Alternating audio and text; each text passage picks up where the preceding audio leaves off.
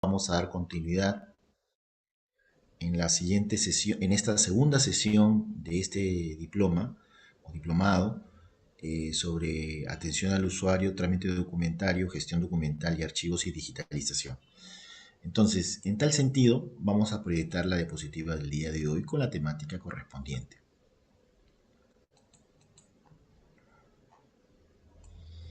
Bien, el día de hoy vamos a hablar un poco sobre el tema que nos lleva a pensar cómo debemos organizar nuestros documentos. Y ello va a revertir también en varios conceptos que nosotros tenemos que adaptar a nuestra gestión pública, a nuestra gestión de atención al usuario, los documentos que vamos a ir organizando y trabajando. Vamos a hablar sobre la terminología relacionada con los documentos y en sí de los archivos, ¿no? Vamos a ver lo que son tipologías documentales, lo que es un formato, lo que es una forma, lo que es una clase. Vamos a hablar de lo que es un documento, para luego pasarnos a un tema importante también, que es la transparencia y acceso a la información. Vamos a hablar de algunas normas que están tomadas en cuenta en el desarrollo de esta temática de transparencia y acceso a la información. Y luego emplearemos uno de los primeros procesos técnicos para el tratamiento documental. Y básicamente es la organización de documentos archivísticos. Ahí vamos a hablar de tres cosas: de la clasificación, de la ordenación o control y de la asignación o codificación, que son tres procesos importantes que junto con el de identificación conforman el proceso de organización de documentos archivísticos. Entonces, pues vamos a empezar con la definición concreta. Primero, tenemos que pensar en una terminología.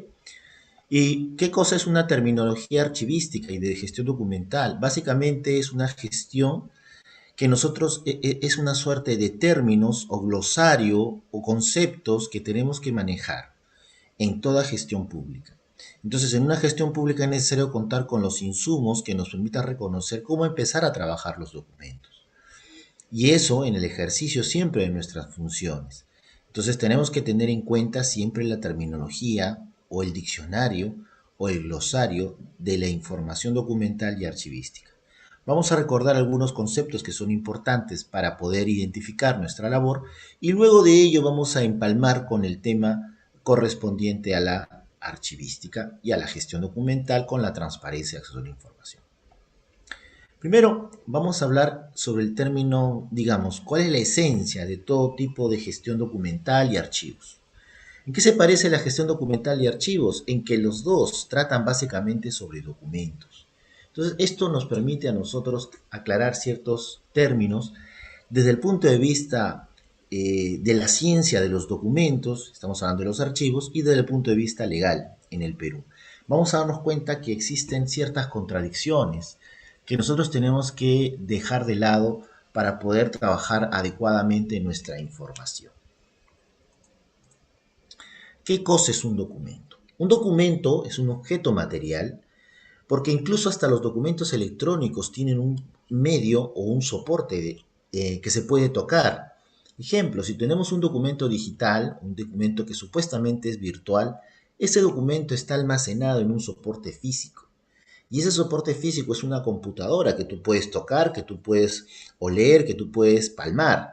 Entonces existe un objeto material. Para el caso de los documentos, estos documentos electrónicos también tienen su objeto material. Entonces, ¿qué se produce? Los documentos no se crean, los documentos se producen. ¿Qué significa esto? Que una creación es una invención humana, ¿no? Entonces, por ejemplo, creamos una obra de arte, creamos por ejemplo, un plato de cocina, comenzamos a crear. Pero en cambio, los documentos se producen. ¿Qué significa que se producen? Que se generan, distribuyen, emiten, despachan, ¿no? Pero siempre bajo una función o una responsabilidad. Es la manera en que nosotros entendemos cómo se van generando los documentos. Entonces, acá tenemos cinco términos que debemos conocer. Todo documento que se genera bajo un ejercicio de una responsabilidad, entiéndase, función, competencia, trámite, actividad y proceso, son documentos producidos en el ejercicio de una función. Y ojo, estos documentos producidos en el ejercicio de una función son documentos de archivo. Los documentos que no son producidos en el ejercicio de una función, que tienen un autor o tienen un creador, son documentos de biblioteca. Esa es la diferencia entre documentos de archivo y documentos de biblioteca. Entonces, al documento se le atribuye el término récord. Ustedes van a encontrar, por ejemplo, en varios documentos o varios libros en otro idioma que utilizan la palabra récord, ¿no? Entonces, es una comparación. Y en la lengua latina, es decir, el latín, se le conoce como documentum, ¿no? Documentum. La palabra documento deriva del verbo docere, que significa enseñar o instruir. Según el glosario de Interpares, que es un proyecto para el desarrollo de la información y archivos digitales, un documento es la unidad indivisible de información constituida por un mensaje fijado a un medio de manera ordenada. Un documento tiene, por tanto, siempre una forma fija y un contenido estable, es decir, que no se puede alterar, que no se puede modificar, que no se puede borrar. Entonces, los documentos tienen que tener estas características para ser concebidos como documentos. Según la norma ISO, que estamos hablando de la 15489, que es la de gestión electrónica de documentos, dice que un documento es la información creada, recibida y conservada como evidencia y como activo por una organización o individuo. Como ya vimos acá, la información se crea, los documentos no, los documentos se producen. ¿Ya? Entonces, siempre un documento que tiene o contiene información creada, recibida y conservada como evidencia, evidencia significa que es el testimonio de algo, ¿no? Y como activo, activo significa que representa un valor para la entidad, ¿no? Entonces, por una organización o individuo en el desarrollo de sus actividades o en virtud de sus obligaciones legales. Entonces, en torno a eso, al desarrollo de sus actividades o virtud de sus obligaciones legales, pudimos ya darle forma a la definición de documento. ¿Qué cosa es un documento público? Esto es algo que también es importante reconocer para poder identificar que los documentos son esencialmente la prueba de una actividad, de una acción. Un documento público, de acuerdo a las normas establecidas en el Código Penal y en el Código Civil, asimismo en el Código Procesal Civil y en el Código Procesal Penal, se relacionan con la gestión de un funcionario público que ejerce sus competencias o sus atribuciones y que parte de esas atribuciones y competencias es la generación de un documento.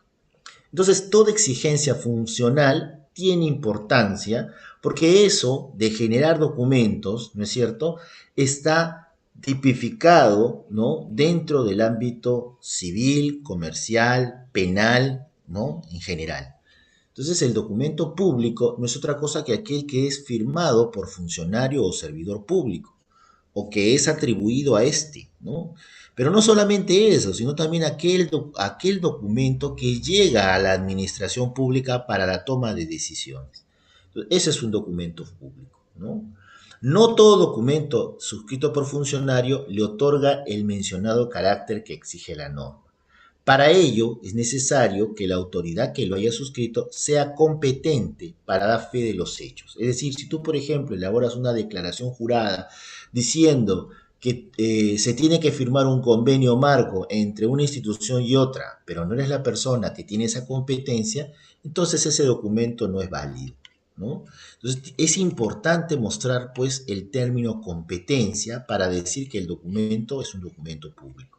Entonces, tal situación permitirá dar al documento un efecto, ¿no?, que puede ser oponible a terceros. Entonces, cuando se conoce que un documento es oponible a terceros, se le llama ergo omnes, ¿no?, que le da, lógicamente, seguridad jurídica.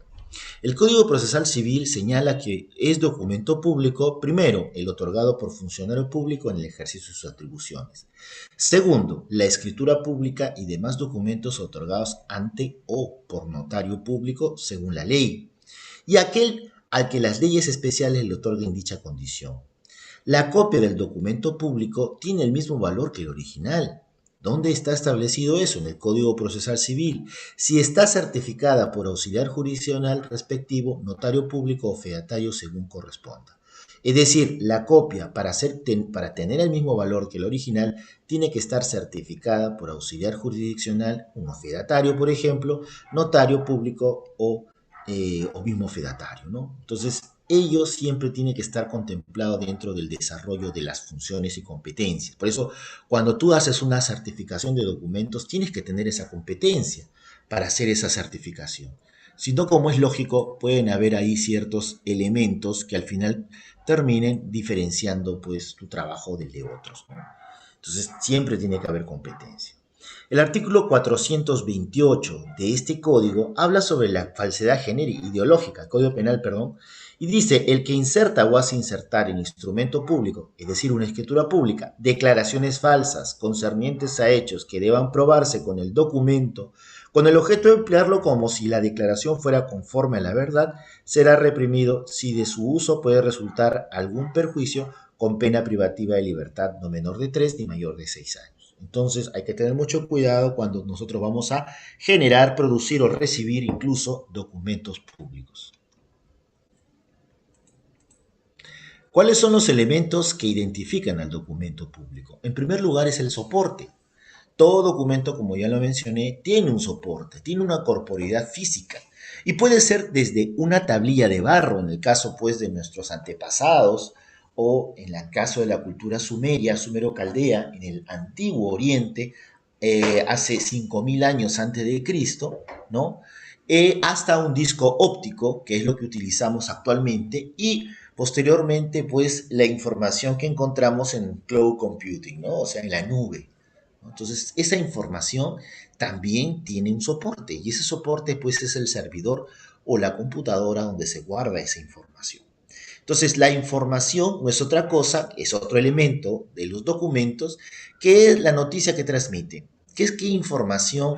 No es otra cosa que los datos, noticias, alertas que transmite el documento que nosotros estamos generando o produciendo en el ejercicio de nuestras funciones. Y el tercer elemento que nosotros debemos considerar en esta suerte de identificación de documentos es el registro. ¿Cómo reconocemos ese registro? Pues en la fijación de la información en este soporte, ya sea mediante tintas, impulsos electromagnéticos u otra manera. Entonces estos son los elementos que caracterizan básicamente al documento. El documento archivístico ya es otro término que nosotros tenemos que entender. Documento archivístico es el que contiene información, perfecto, al igual que un documento público tiene información, al igual que un documento común tiene información, pero acá tiene una característica que le es propia, ¿no? Que son producidos, es decir, emitidos o recibidos, conservados como evidencia y como activo, ¿no? ¿Por quién? Por persona natural o jurídica, por una institución pública, puede también ser una institución privada, pero que esté relacionado con el ejercicio de su actividad y cualquier otro que se genere como resultado del avance tecnológico. Siempre el documento, para ser archivístico, tiene que elaborarse en el ejercicio de sus funciones o en el desarrollo de una actividad o en virtud de sus obligaciones legales, por una organización o individuo. Para todo efecto legal, toda copia simple y fotocopia debe autenticarse. Asimismo, el original tiene prevalencia sobre las copias, salvo en aquellos casos en que la ley especifique lo contrario. ¿Cuál es la referencia? Es el Decreto Supremo número 008-JUS, que es el reglamento de la ley número 25323. Y asimismo, una directiva emitida por el ente rector del Sistema Nacional de Archivos, que es la directiva número 010 del año 2019 del Archivo General de la Nación, a través de la Dirección de Desarrollo de Políticas Archivísticas. Se emite ese concepto de documento archivístico, ¿no? ¿Cuáles son las características del documento archivístico siguiendo esta misma directiva? Una característica que ustedes deben aprender a identificar de un documento es su autenticidad. La autenticidad significa que no es una copia falsa, ¿no? Que no es un documento falso. O sea, no existe falsedad si ese documento, como es lógico, es auténtico. Entonces tenemos que garantizar que ese documento sea auténtico. Porque si no garantizamos que ese documento sea auténtico, es decir, no esté adulterado, puede estar fraguado, puede ser fraudulento, entonces no tenemos esa consigna de que el documento es un documento archivístico. En segundo lugar, su disponibilidad. Los documentos archivísticos están disponibles para el ejercicio de una función y como tal representan justamente ese ámbito de actividad. Si nosotros identificamos los documentos archivísticos y buscamos su disponibilidad, la disponibilidad hace que podamos tramitar esa información en un trámite documentario, en un proceso de gestión documental. Entonces es disponible esa información para estos fines. Entonces tenemos que dar ese alcance también de esa información que tiene un soporte documental a quien lo solicite. ¿Ya? Vamos a relacionar este término de disponibilidad más adelante con el término de la Ley de Transparencia y Acceso a la Información. Otro aspecto importante, otra característica, es que es inherente el documento a las funciones que les da origen. Los documentos nacen como el testimonio de las funciones o resultado de una actividad. Entonces, están vinculados pues con la función que les da origen, ¿no? Nacen dentro de un proceso natural de actividades, siempre prevalecen los originales sobre las copias. Existen dos conceptos importantes acá, o tres, diríamos, que tienen que ver con las características de un documento archivístico. Primero, fiabilidad. Es decir, existe confianza en que la información que tiene ese documento es válida. No es información vaga, fraudulenta, información que realmente no refleja el contenido de una actividad. Entonces, la fiabilidad es una de sus características. La integridad. Los documentos no se encuentran por separado, divididos en hojas y folios en distintos lugares. No, los expedientes tienen que mantener su integridad. ¿Qué cosa es un expediente? Es un conjunto de documentos simples que reflejan un acto, un procedimiento o un proceso, ¿no? Entonces, tenemos que mantener la integridad de los expedientes. Un expediente judicial, por ejemplo, tiene que mantener su integridad para poder atender a las necesidades o a la información que se va a ir generando en su ejercicio o en su desarrollo. Todo documento se constituye en grupos llamados series documentales y es la materialización de una actividad concreta. ¿No es cierto? Nosotros tenemos que aprender a identificar nuestras series documentales para poder conocer realmente cómo vamos a darle el valor a los documentos que queremos transferir, que queremos eliminar, que queremos de una forma u otra valorar, poner en valor, ¿no? Entonces, para tal fin es necesario identificar no al documento propiamente, sino a la serie documental, ¿no? Un conjunto de documentos que tienen características comunes, que pueden tener, por ejemplo, el mismo tipo documental o el mismo asunto, ¿no es cierto? Si yo, por ejemplo, tengo una función y mi función es, por ejemplo, controlar el ingreso de personas a una entidad pública, la asistencia, ¿cómo se llamará mi serie documental? ¿Mm? Si entendemos que la serie documental es el conjunto de documentos que tienen características comunes, ¿no? Digo, se constituyen en series que corresponden a la materialización de una actividad concreta. ¿Cómo se llamará mi serie documental? ¿Mm?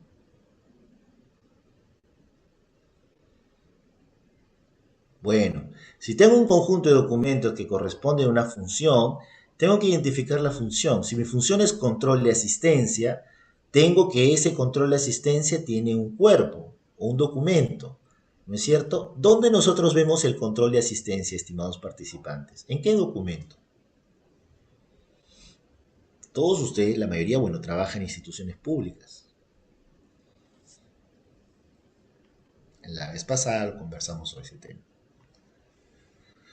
Bueno, será en un listado de asistencia, ¿verdad? Un listado de control de asistencia, un registro de control de asistencia. Entonces ahí es donde nosotros verificamos que ese documento es útil para esa función. Y la suma de este registro o este listado de asistencia me dará el origen a mi serie documental. Si un listado es un documento, la serie es el conjunto. ¿Cómo se llamará ese conjunto? Simplemente llamaremos listados de asistencia o registros de asistencia o controles de asistencia, siempre en plural. porque refleja el conjunto de documentos, ¿no? Entonces, esa es una característica del documento archivístico. Los documentos archivísticos conforman series.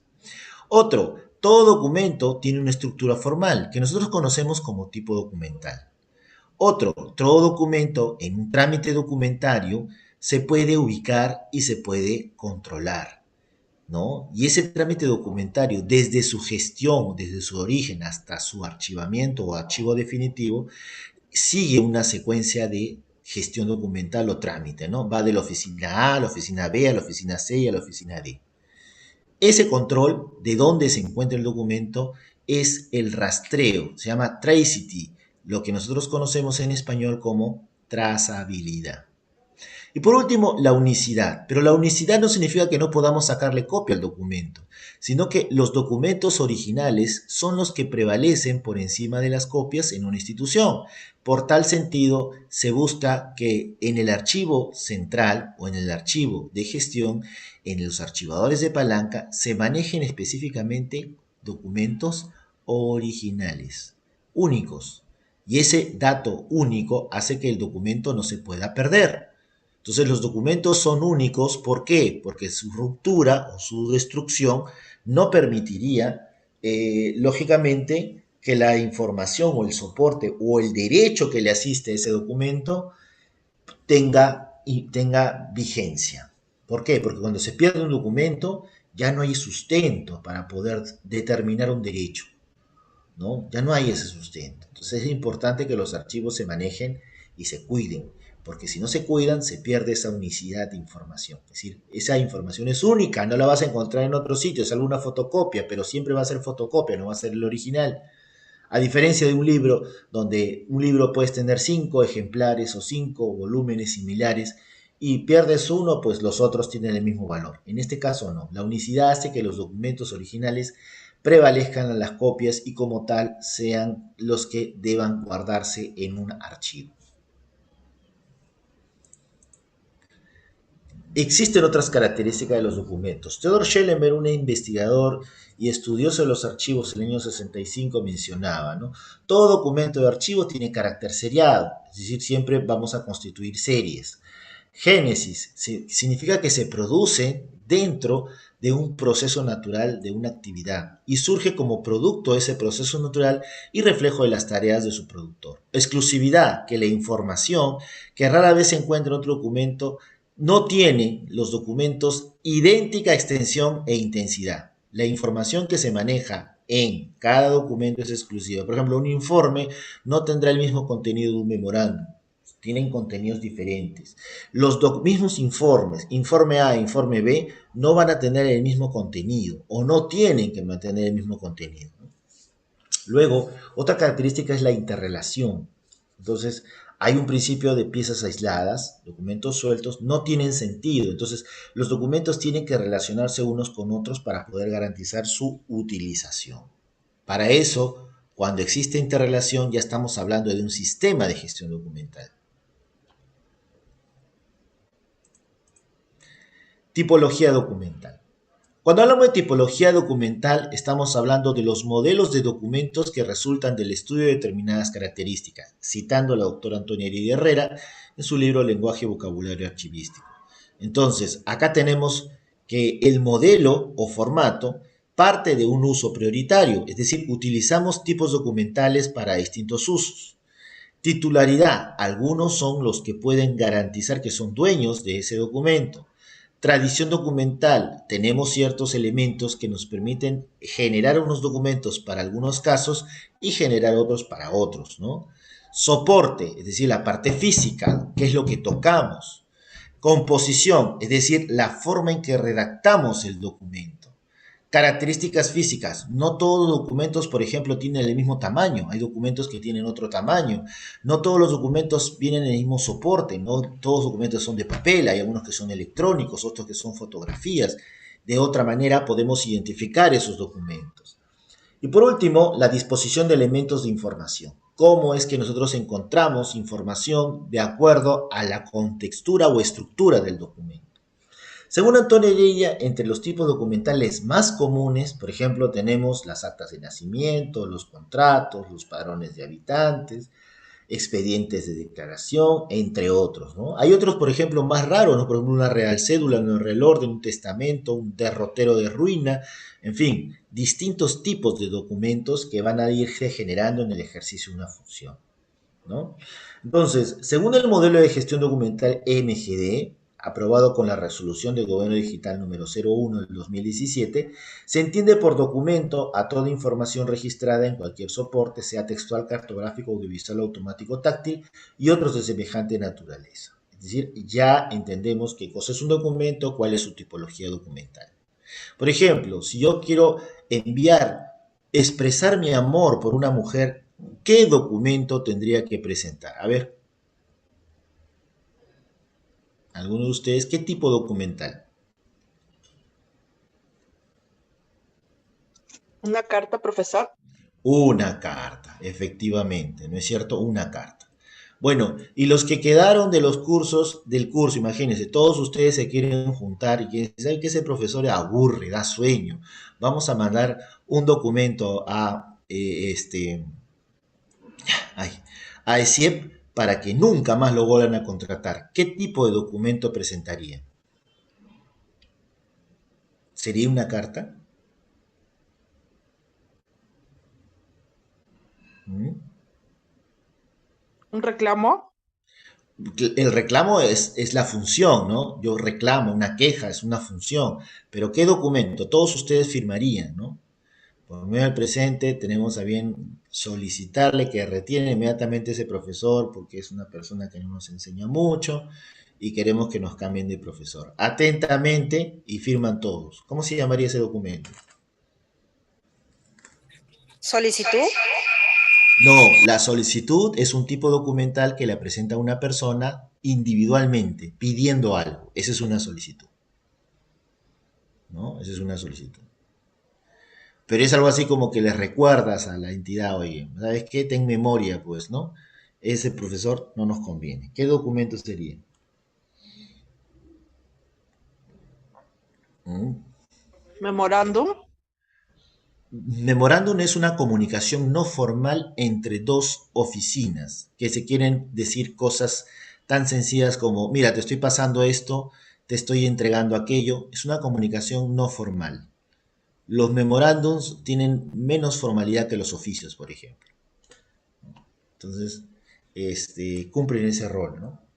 Entre partes, ¿no? Pasarse información, a darse algunos alcances, recordarte algo o incluso llamarte la atención, ¿no? Por ejemplo, hay memorándum de llamado de atención, que no es una resolución donde quede un acto firme de sanción, pero es una advertencia por si estás cometiendo alguna falta, ¿no? Entonces, memorándum es eso, ¿no? No, la respuesta es memorial. Nosotros presentamos un memorial cuando nosotros nos quejamos sobre un determinado hecho. Por ejemplo, falta agua en San Juan de Lurigancho. Todos los vecinos se juntan y presentan un memorial. ¿Y lo presentan ante dónde? Ante la municipalidad. Entonces, los tipos documentales responden a las necesidades o a los tipos de trámite que existen en la gestión documental. O sea, hay que saber distinguir los tipos documentales para poder generar adecuadamente nuestra información. ¿Correcto? Bien. Ahora bien, un tipo documental es un documento singularizado por su estructura física. Entonces, esa singularización hace que tenga una forma y un contenido único o sustantivo, ¿no? Hay tantos tipos documentales como actividades, ¿no? Que realiza el ser humano. Por ejemplo, cartas, informes, actas, leyes, memoriales, etcétera, ¿no? Y cumplen la función de distinguir, ¿no? Las acciones comunes en todas las instituciones, que son tipos documentales propios de cada institución. Es decir, distinguimos los tipos documentales de acuerdo a las funciones, ¿no? A ver, yo les voy a hacer un ejercicio. Es importante identificar los tipos documentales. Necesito vacaciones y voy a mi institución pública y presento un documento. ¿Cuál será su tipo documental de por sí?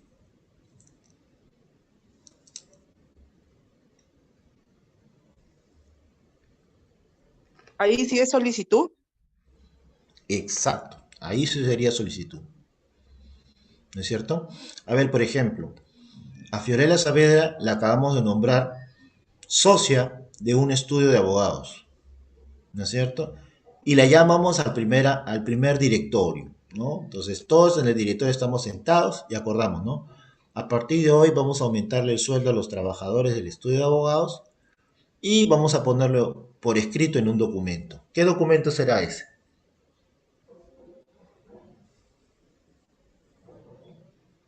Fiorella, ¿qué documento sería?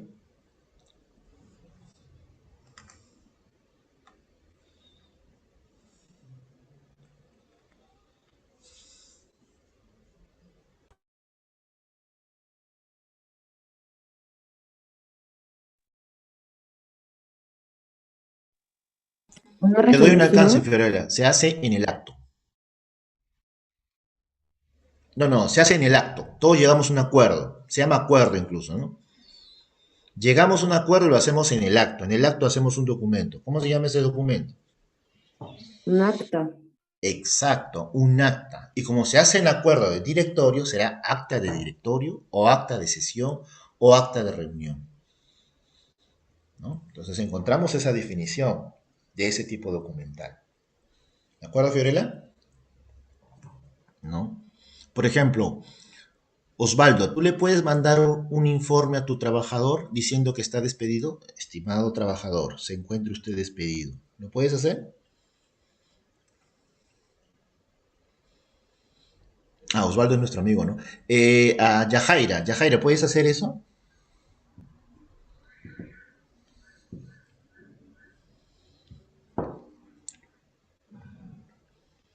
O Carlos Luna, de repente. Le mandas un informe a tu trabajador. Estimado trabajador, le informo que está despedido. ¿Es correcto? No es correcto.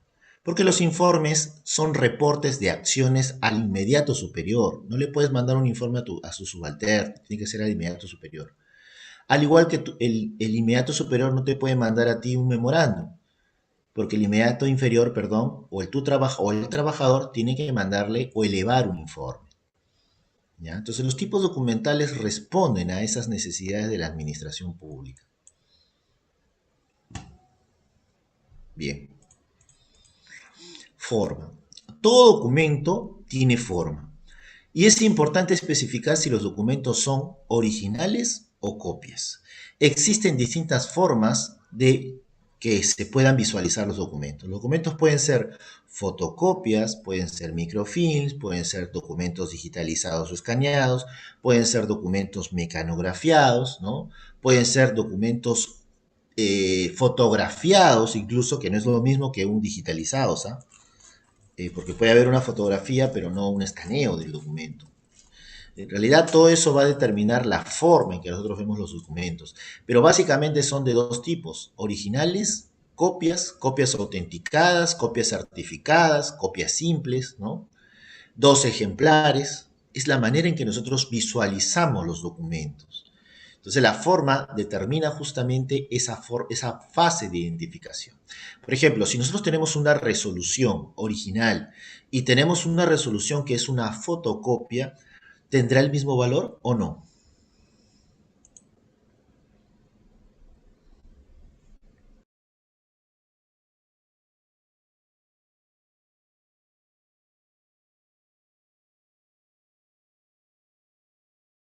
No tiene el mismo valor. Y no tienen el mismo valor porque simplemente los documentos originales prevalecen a las copias. Entonces, si tenemos originales, ya las copias pierden valor.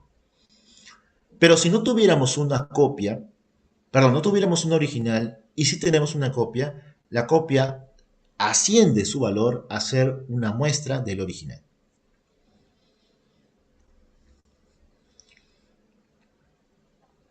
Otra característica de los documentos es la cantidad. Solamente los documentos pueden mostrar cantidad y es necesario indicar la cantidad de lo que se está describiendo.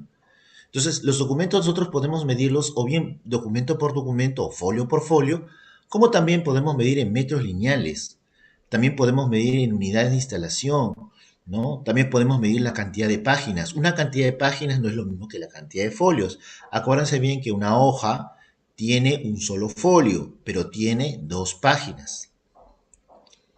¿Ya? Una parte que está en el anverso y otra parte que está en el reverso de la hoja. o foja, ¿ya? Pero cuando nosotros tenemos un libro que te dice, este libro tiene 300 páginas, ¿cuántos folios tiene?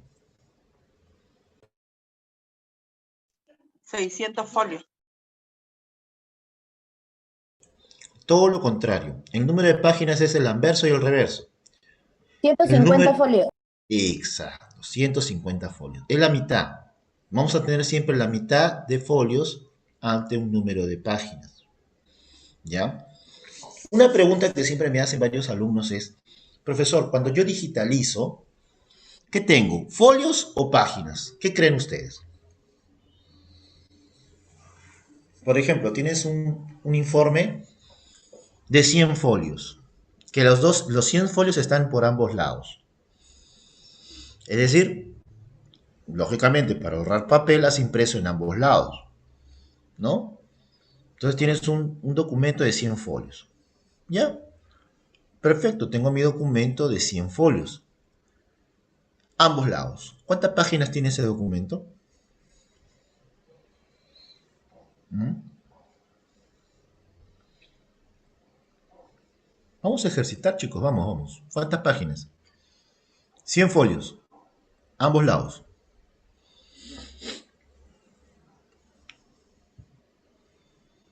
¿Mm? Ah, ¿ninguno?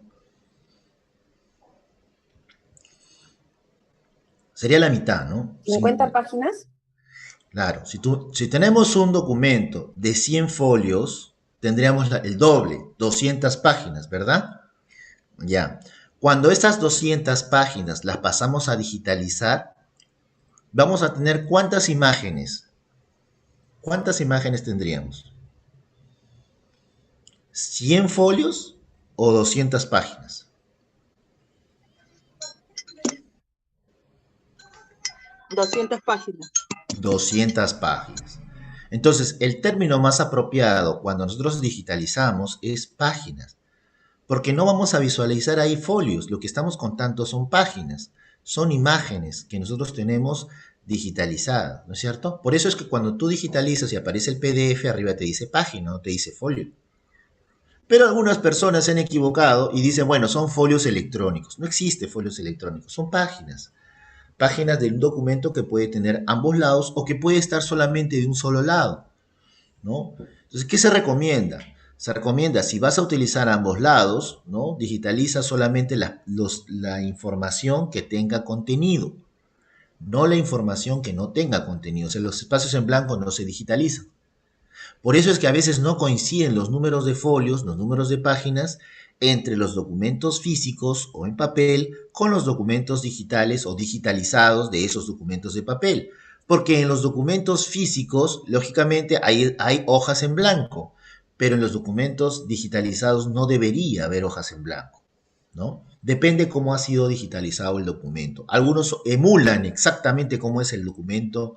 Emular significa tratan de igualar al documento físico con el digital. Pero lógicamente a nosotros no nos interesan los espacios en blanco, a nosotros digitalmente lo que queremos ver es el número de hoja, es la información que está contenido en ese documento. Entonces ahí viene la diferencia, ¿no? De repente en uno tengo 200 páginas, pero cuando reviso el digital, en el digital tengo 137, 141. ¿Por qué? Porque varios documentos digitalizados de los documentos físicos que tienen espacios en blanco no han sido considerados. Entonces, eso es algo importante en el proceso de identificación de la cantidad. La cantidad describe la cantidad de información visible en una determinada hoja. Puede ser el anverso o puede ser el reverso. Si es el anverso y el reverso, va a dictaminarse el establecimiento de páginas. Pero si solamente tenemos información en el anverso, es decir, no a la vuelta, entonces contamos el número de folios. Al mismo tiempo, nosotros tenemos que identificar distintas clases de documentos. Cuando hablamos de clase, estamos hablando de cómo nosotros podemos ver a los documentos. Y los documentos tienen distintas clases. Una clase, por ejemplo, son documentos textuales, que son los que transmiten la información mediante la escritura, ¿no? La mayoría están en soporte papel, y estos pueden ser manuscritos, cuando escribimos a mano, mixtos, donde puede haber documentos que están escritos a mano y sean también escritura textual a través de una impresión, y impresos, donde solamente encontramos documentos impresos. Mixto, por ejemplo, son aquellos que tienen anotaciones y que tienen también firmas. Entonces, estos documentos son mixtos. Luego también tenemos documentos gráficos, que transmiten la información mediante formas y colores. El soporte también es el papel, pero también es diferente al de los textuales. Por ejemplo, mapas, planos, dibujos, croquis, diseños. Esos son documentos gráficos. Luego tenemos documentos visuales, donde transmiten la información a través de lo que podemos ver y emplean una imagen fija. Ejemplo, fotografías, diapositivas, transparencias, microfilms, tomografías, resonancias magnéticas, ecografías. Esos son documentos visuales. Pero la imagen es fija. Luego tenemos documentos sonoros, que son los que reproducen y graban sonidos. Solo retienen la voz y el sonido. Transmiten la información a través del oído. Ejemplo, las grabaciones de audio, los MP3, ¿no? Que tienen información auditiva. Las clases que ustedes van a tener tienen parte, son documentos sonoros. Pero si se puede ver un dibujo o puede verse un movimiento, ya no sería estrictamente sonoro, sino serían documentos audiovisuales. Y los documentos audiovisuales son aquellos que tienen información y la transmiten a través de imágenes en movimiento y sonido. Ejemplo, películas, videos, ¿no? En todos los formatos, ¿no? AVI, MP4, en un video, en una VHS, en un Betamax. Son documentos audiovisuales, donde podemos escuchar y ver a la vez una imagen en movimiento y el sonido que emite esa imagen en movimiento. Entonces podemos tener archivos audiovisuales donde podamos encontrar solamente estos tipos de documentos.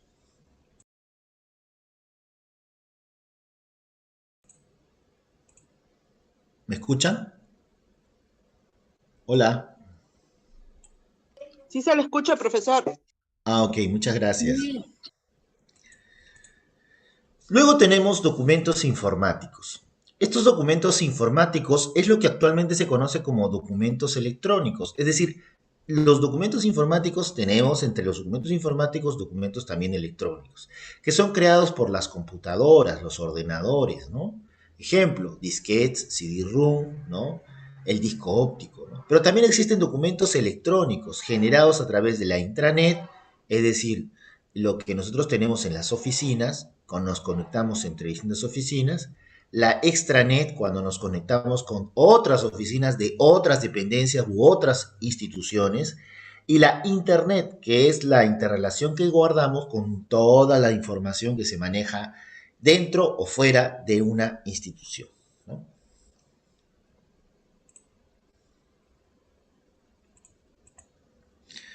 Luego también tenemos documentos táctiles, que son los que transmiten la información a través del tacto y son usados, por ejemplo, por los ciegos en el caso del sistema Braille, ¿no? La escritura Braille genera documentos táctiles, donde no se puede leer nada si no es a través del tacto, ¿no? Como ya lo mencioné en la clase pasada, en el caso de los documentos, de acuerdo a los documentos que se genera en el modelo de gestión documental, generan una evidencia, que es la documentación de una actividad, y es una prueba de la realización de esa actividad. Pero ¿qué cosa puede demostrar esa evidencia? Primero, que ha sido creada en el curso de una actividad.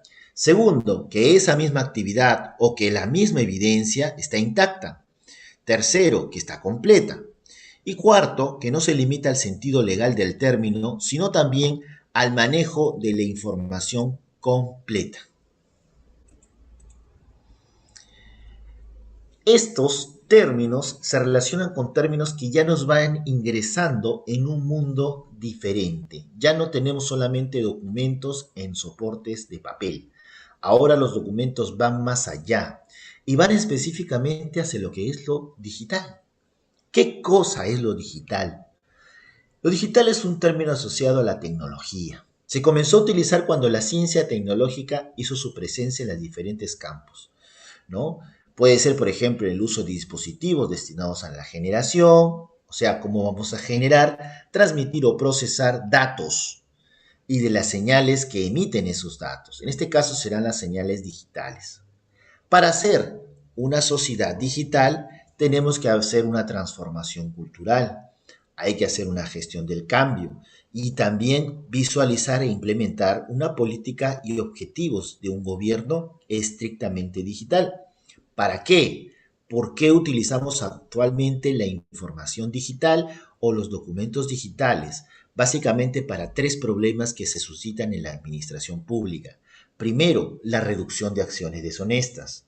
Cuando más tenemos utilización y servicio y también tenemos la información a la mano, reducimos acciones deshonestas. ¿Qué más deshonesto no puede ser tener, por ejemplo, un formato que nadie conozca? O que puede haber incluso hasta un cheque de un alcalde que nadie lo haya visto. Entonces, para tal fin es importante que la información esté digitalizada, porque con tiempo muy reducido se puede verificar que esa información es la correcta, ¿no?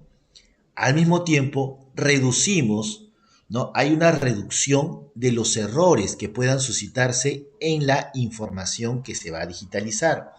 Cuando hablamos del término digitalizar, estamos incorporando información a un sistema. Estamos, como quien dice, agregando datos a una computadora. Entonces, reducimos los errores que puedan suscitarse o las dudas razonables que puedan suscitarse por un determinado acto administrativo. ¿Ello qué cosa hace? Que incremente nuestra transparencia. Entonces, cuando mayor digital, mayor procesamiento o procedimiento electrónico administrativo, ¿no? Se implemente el documento digital, va a haber mayor transparencia en la gestión. Todo documento en soporte digital o electrónico tiene un medio con el cual podemos visualizarlo, analizarlo, transmitirlo o transferirlo de acuerdo a la necesidad que tenga cada documento electrónico. Entonces, ese medio se conoce como medio electrónico. ¿Qué cosa es un medio electrónico? Es un mecanismo, instalación, equipo o sistema que permite producir, es decir, elaborar o generar documentos, almacenar. Cuando hablamos de almacenamiento estamos hablando de información. Ojo, nosotros podemos almacenar información, sí, pero no almacenamos documentos. Lo que hacemos es archivar documentos, no almacenamos documentos. La información sí se puede almacenar.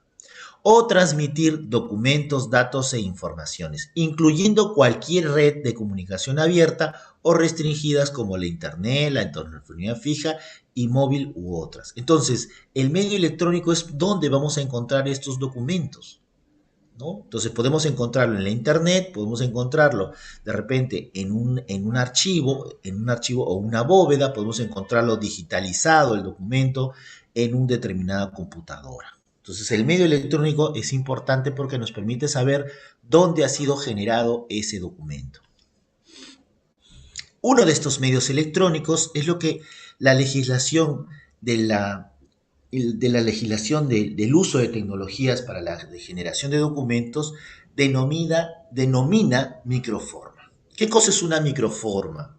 Una microforma es una imagen reducida y condensada o compactada o digitalizada de un documento.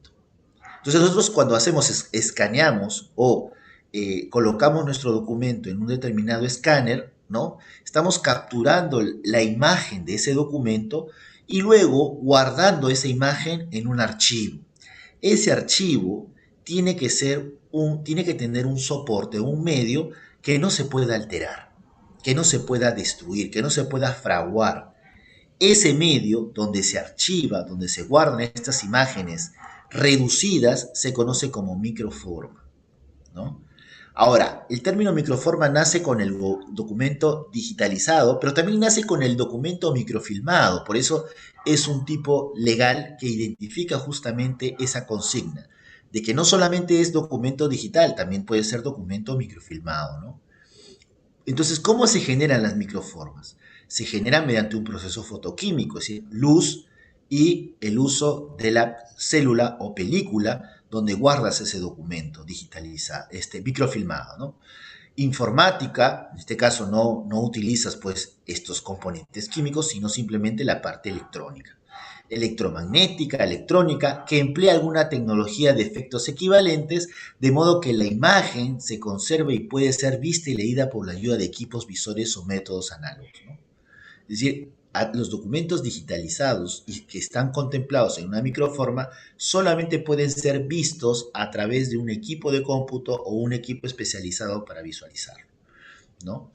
También nosotros esas microformas podemos reproducirlas en copias impresas, al igual que un documento original. Según la ley 26612, que es la ley de firmas y certificados digitales, están incluidas en el concepto de microforma tanto los documentos o procedimientos informáticos o telemáticos o medios similares, ¿no? Como la microfilmación. Bien, ya hemos visto qué cosa es una microforma. Ahora, ¿qué cosa es un microarchivo? Microarchivo no es otra cosa que es un conjunto ordenado y codificado de los elementos materiales de soporte portadores de microformas grabadas. Es decir, ese disco donde tú guardaste esa información, en su conjunto está guardando muchas microformas. Entonces, como guardas muchas microformas en ese disco, en esa computadora, en ese servidor, ese disco, computadora, servidor funciona algo así como una bóveda donde guardas esa información. Entonces, para poder recuperar esa información necesitas un sistema de índices, que no es otra cosa que un medio de recuperación, donde puedas tú buscar, donde puedas reproducir en copias exactas y donde puedas examinar visualmente el documento. Ese sistema de índices se conoce como microarchivo, ¿no? Entonces, acá estamos viendo, por ejemplo, el microarchivo del Ministerio de Energía y Minas, donde guardan los documentos. Y para poder generar este microarchivo tiene que haber una aprobación, digamos, de idoneidad técnica a cargo de un organismo supervisor de calidad de este tipo de espacio donde se va a guardar esta información, sobre todo para garantizar su seguridad. ¿Quién emite este certificado de idoneidad técnica? Lo emite la SGS, ¿no? La SGS. ¿Hasta aquí hay alguna pregunta? Lo que es microarchivo, lo que es microforma, lo que es medio electrónico, lo digital, evidencia y los tipos de documentos, los forma. ¿Alguna pregunta?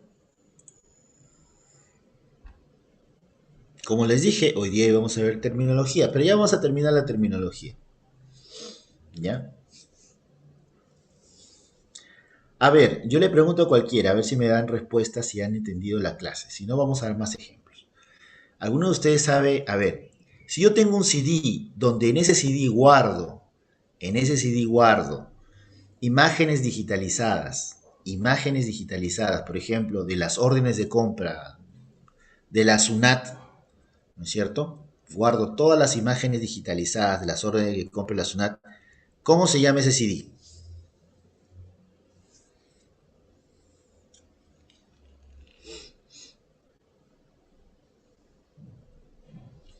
Alternativa A es un microarchivo, alternativa B es una microforma, alternativa C es un medio electrónico. ¿Qué cosa es?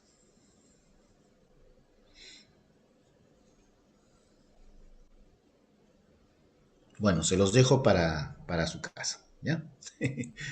A ver, con esto pasamos a la definición que creo que toda persona que elabora o estudia el término de gestión documental y trámite documentario debe conocer. El documento electrónico. ¿Qué cosa es el documento electrónico? Es la unidad de información indivisible que testimonia más de una acción con independencia.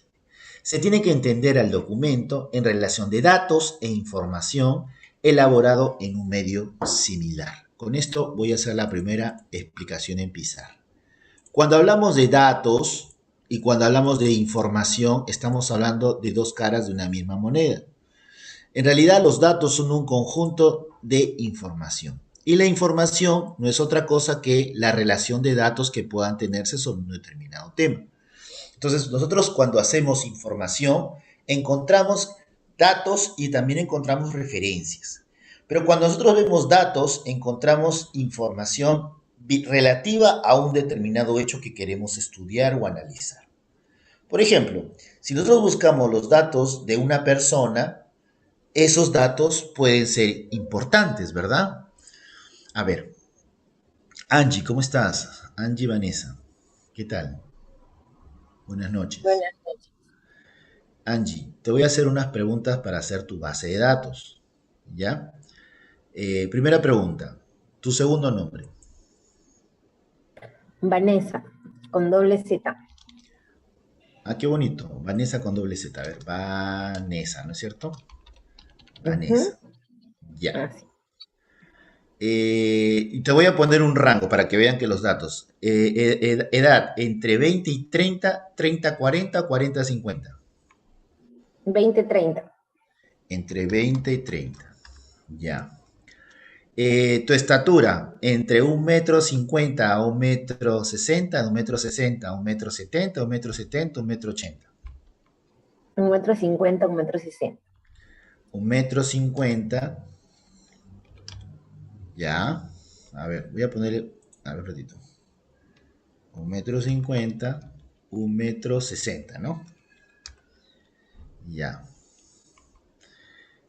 A ver, otro. Color de cabello.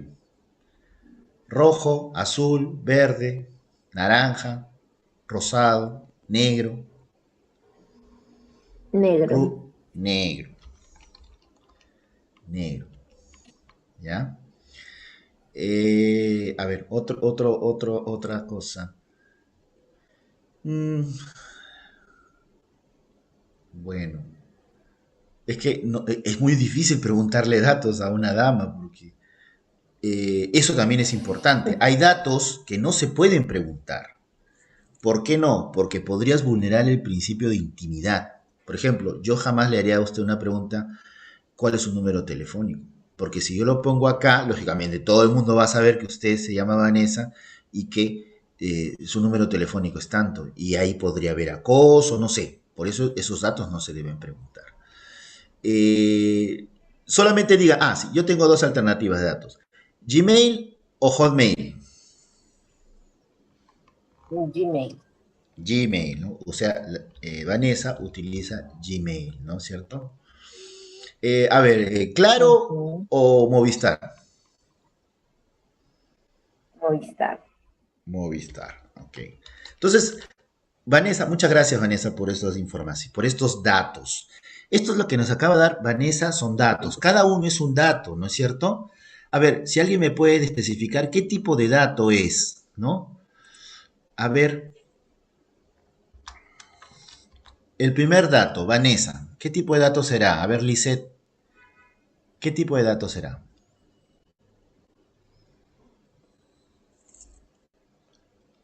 ¿Mm? Yajaira.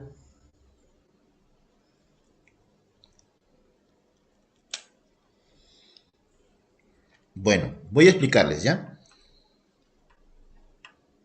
Datos personales. Todos son datos personales. Lo que pasa es que diferenciamos los tipos de datos. Cuando hablamos de un nombre, a estos datos le damos esta tipología, datos de nombre.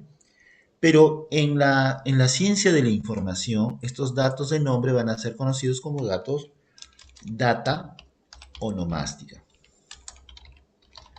La data onomástica refleja nombres. Cuando hablamos de números, damos data numérica, ¿no? Data numérica.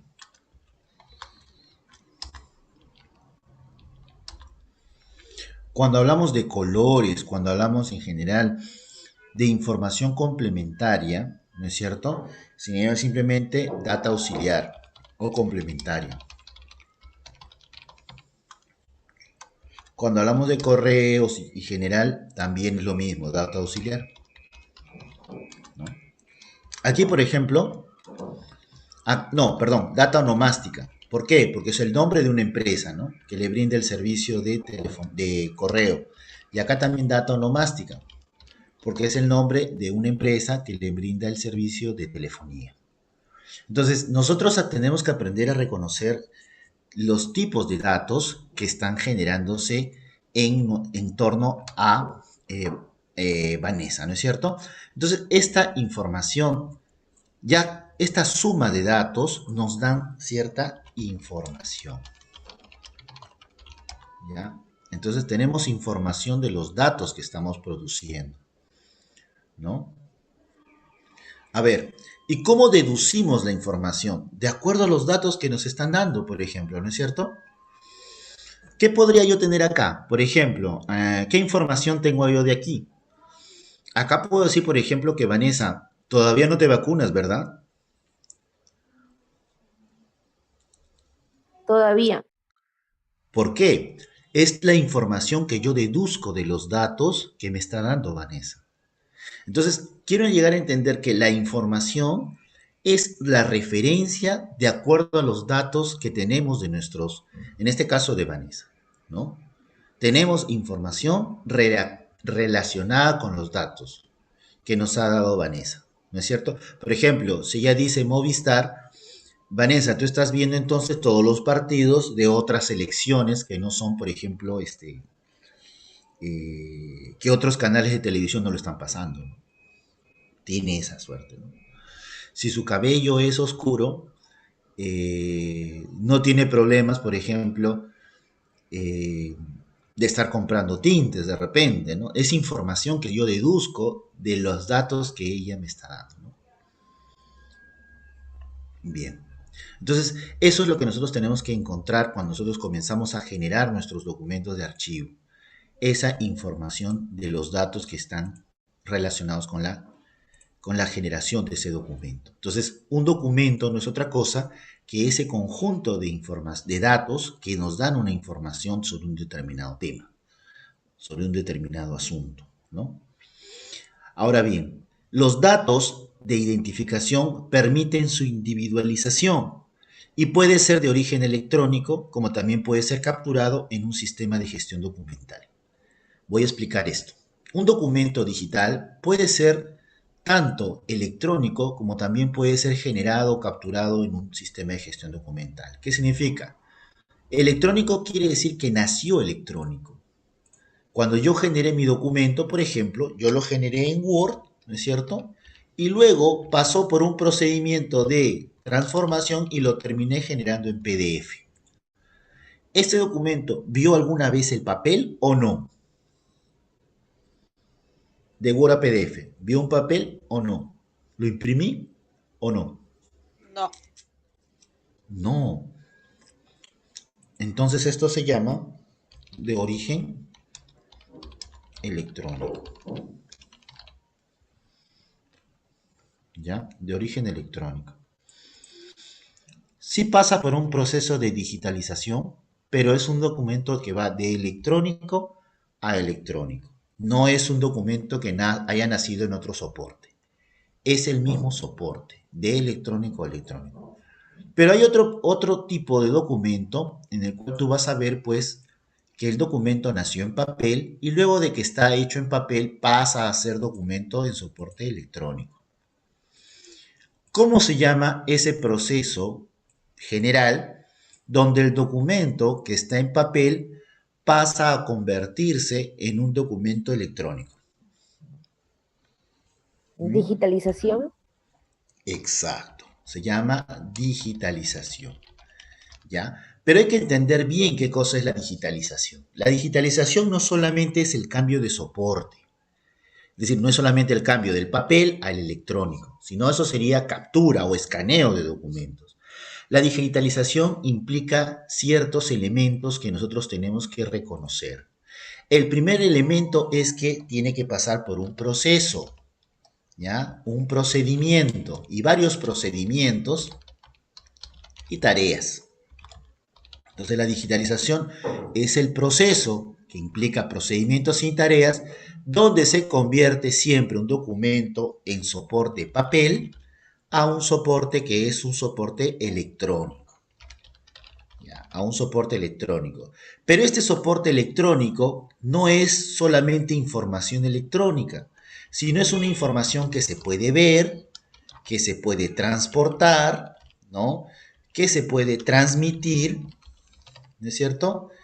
y sobre todo que es el sustento de algo, ¿no? De un derecho, ¿no? O es el testimonio de una actividad. Cuando tienen estos componentes que dice que se puede ver, transportar, transmitir, que es el sustento de derechos, que es el testimonio de una actividad, estamos ante las características del llamado documento electrónico, sí, ¿no es cierto? Pero que tiene una característica básica, que se puede visualizar a través de un medio digital. Entonces, esto es lo que da origen al llamado documento digital, ¿ya? Que es muy distinto al documento electrónico. El documento electrónico tiene como característica, ya lo mencioné, que tiene un soporte electrónico. En cambio, el documento digital se puede ver, se puede transportar, se puede transmitir, sustenta derechos, es el testimonio de una actividad y sobre todo, una característica importante, tiene o está firmado, ¿no? Electrónicamente, ¿no? Y validado por una autoridad. Es decir, no solamente está firmado electrónicamente, sino que esa firma está validada por una autoridad. Entonces, acá nacen dos conceptos. El primero es el firma digital, porque está firmado electrónicamente, y el segundo es el de certificado digital. Entonces, un documento digital tiene estas dos características. Ha sido elaborado incluyendo dentro de este documento una firma digital y que está amparado o validado por un certificado digital. En cambio, el documento electrónico no tiene esa característica. El documento electrónico puede llegar a ser lo que está arriba, pero no está firmado ni electrónicamente ni validado por una autoridad. Entonces no tiene una firma digital y no tiene un certificado digital. Por eso no es un documento digital. Pregunto, lo que hemos estado elaborando cuando empezó la pandemia y nos dijeron, oye, convierte tus documentos que los tienes así, ¿no? En Word, pásalos a PDF y preséntalos por el correo. ¿Son documentos digitales o no? Sí, ¿Por qué?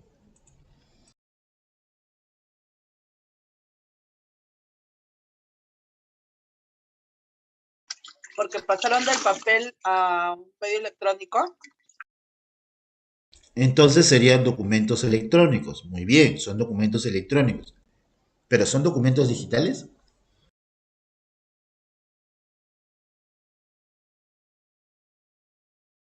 Sí, porque también se puede ver. Mira, para que tú puedas reconocer si el documento es digital o no, todo documento digital debe tener esto. Firma y una firma digital amparado en un certificado digital.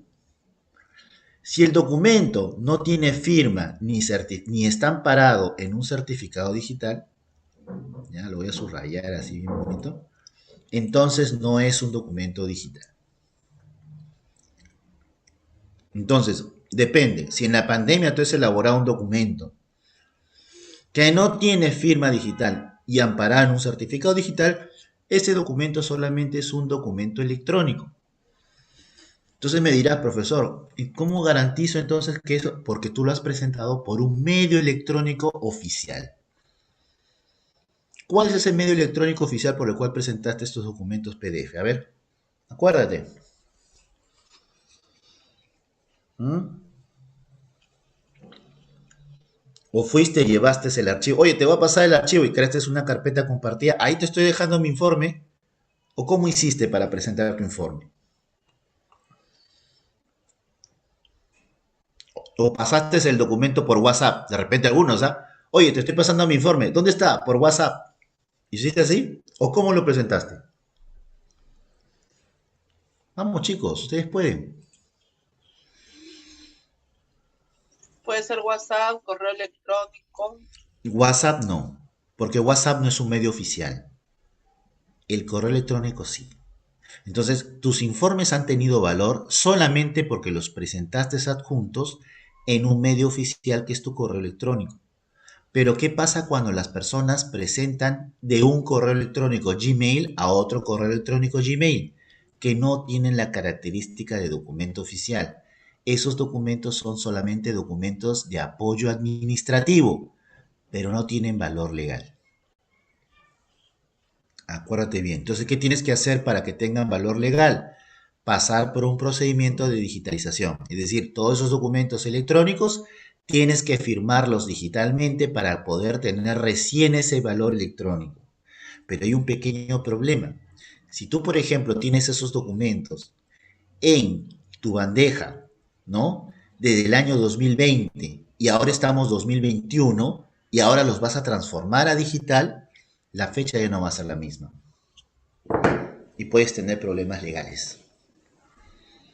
Entonces, ¿qué se recomienda? Se recomienda que desde un inicio debiste trabajar por un medio digital o un correo electrónico certificado. Es decir, un correo electrónico que tu entidad debió darte, ¿no? Por ejemplo, si trabajas en PCM, PCM. Si trabajas en el Banco de la Nación, el Banco de la Nación, ¿no? Para poder validar esa información. Si no lo tienes, pues lamentablemente difícilmente se puede considerar. ¿Qué cosa hicieron algunas entidades públicas? Algunos no tienen ni correo electrónico. Por ejemplo, los locadores de servicios no tienen correo electrónico, ¿no? Algunos no tenían. Pero presentaban sus informes ¿a quién? A un trabajador que tenía correo electrónico digital. Entonces ahí se puede tener la certeza de que ese documento llegó a la bandeja de la persona. Pero no se puede tener la certeza de que tú lo mandaste, porque puede ser tú, puede ser otra persona, que tú puedes ahí argumentar incluso que hubo otra persona que yo tenía que tenía tu correo en formato digital.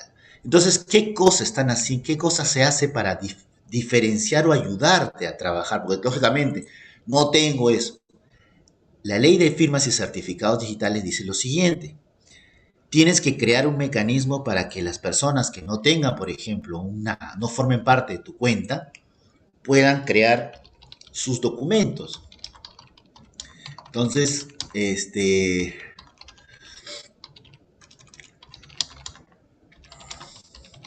existen los medios donde tú puedes acceder a tramitar tu información. ¿Y qué es lo que nace aquí?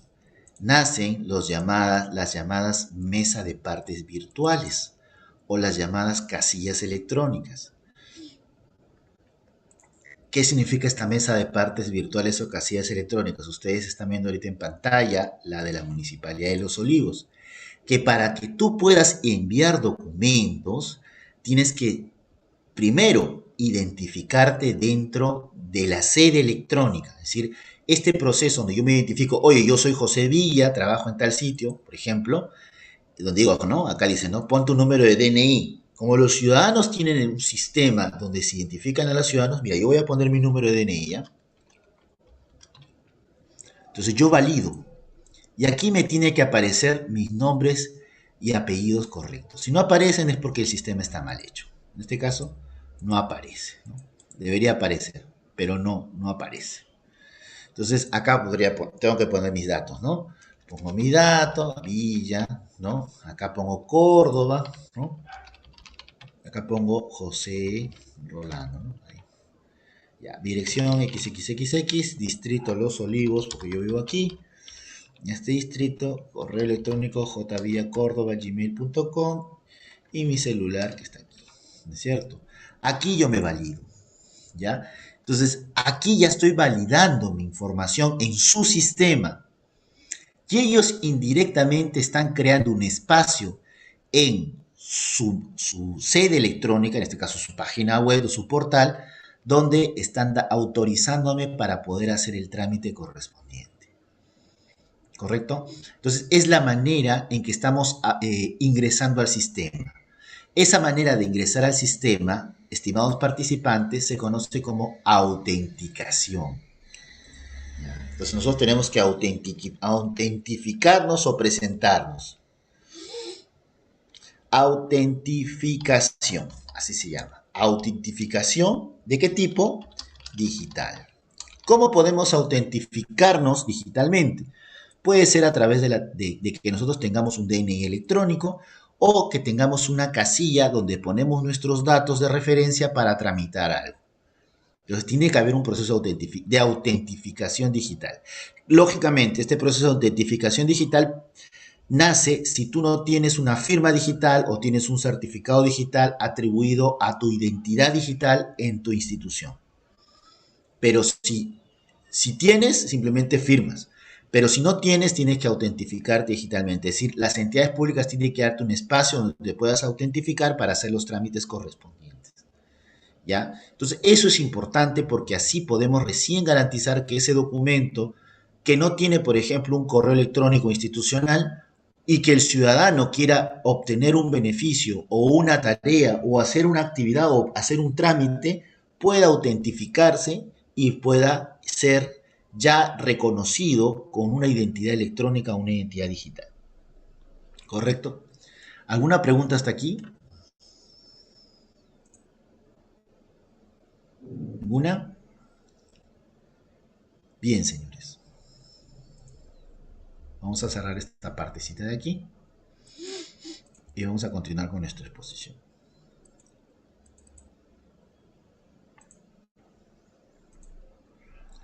¿Cuáles son los componentes de un documento electrónico?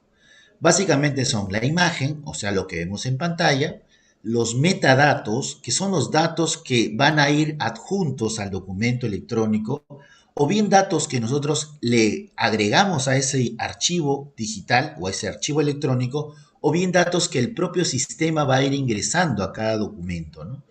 Y por último, la firma electrónica, que en este caso será la firma digital. Un documento digital es el producto electrónico de una responsabilidad. En ese caso, tenemos que identificar cuál es esa responsabilidad, una función, una competencia, un trámite, un proceso, un procedimiento, una actividad. Siempre se emite o recibe en un entorno de naturaleza electrónica. Los documentos digitales no son digitales necesariamente si se imprimen. Es decir, si tú tienes un documento digital, no se necesita, y repito y lo subrayo, imprimir para que el documento tenga valor.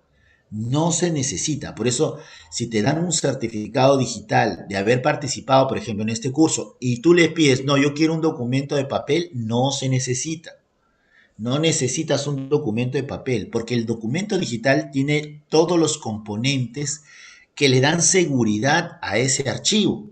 Y es más, a veces es mejor tener un documento digital que tener un documento en papel. ¿Por qué? Porque el papel a veces no lo puedes portar. A veces estás en un sitio, uy, me olvidé mi documento digital. Sí, pero en mi correo está mi certificado digital. Y ese certificado digital simplemente se lo pasas a la persona, entras a tu correo y se lo pasas y se acabó el problema. Entonces, un documento digital se caracteriza también porque produce bajo medios de seguridad, ¿no? O sea, bajo medios de seguridad, o sea, hay una línea de producción de microformas donde se generan esos documentos, inalterabilidad, o sea, no se puede alterar los documentos digitales, fiabilidad, es decir, confianza en que esa información es la correcta, autenticidad, es decir, no hay una información diferente de la que es, y secuencialidad porque se produce en el ejercicio de un proceso, ¿no? O sea, empiezas con la identificación, empiezas con la firma digital, ¿no? Un proceso de validación y por último la tramitación correspondiente. Siempre sigue una secuencia cuando elaboramos un documento digital. Entonces, para un documento digital, el término legal o forma subyace al de prueba, evidencia o testimonio. Como ya les dije, no necesitas imprimir el documento. El documento digital de por sí ya está hablando de que es original. Siempre corresponde a distintos formatos y medios, como por ejemplo, tú puedes tener un documento digital, no solamente el papel digitalizado, las personas creen que es así. No, un video también es un documento digital, un audio también es un documento digital. Por ejemplo, en el Poder Judicial generan audios y videos que van a formar parte de las actas de cada sesión de, por ejemplo, de audiencia. Se generan esos videos. Entonces, lo que da a entender pues que esa información es fidedigna, es real, tiene confiabilidad o fiabilidad, ¿no? Entonces, eso es importante. Entonces, hay documentos electrónicos que pasan a ser documentos digitales también, ¿no? Por ejemplo, las páginas web, los formatos HTML de las páginas web pasan a ser también documentos digitales. Entonces, al documento digital lo que le caracteriza es su portabilidad. O sea, tú puedes el documento digital llevarlo de un lugar a otro. ¿Por qué? Porque justamente tiene esa característica. Disponibilidad en el sentido de que tú, como ya te dije, ¿no? Si lo tienes guardado en tu correo, puedes acceder a ese documento donde sea. En la China, en Japón, en cualquier lugar puedes acceder a ese documento. Lo único que necesitas es estar conectado en la red.